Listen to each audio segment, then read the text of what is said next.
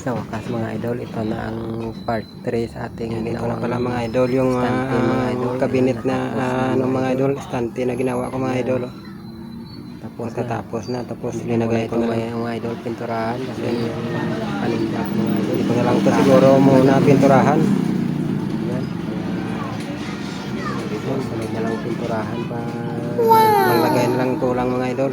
Ang kalat na kasi mga idol, kaya yan dapat na ilagay ko na to dito mga idol yung aking mga paninda mga idol.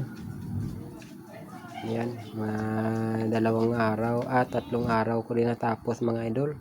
Yan, ito na pala mga idol yung aking paglagyan ng mga idol ng paninda.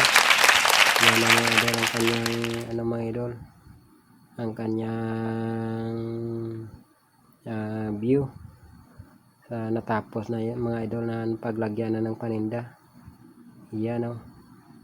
Yan, maraming salamat mga idol sa inyong panonood.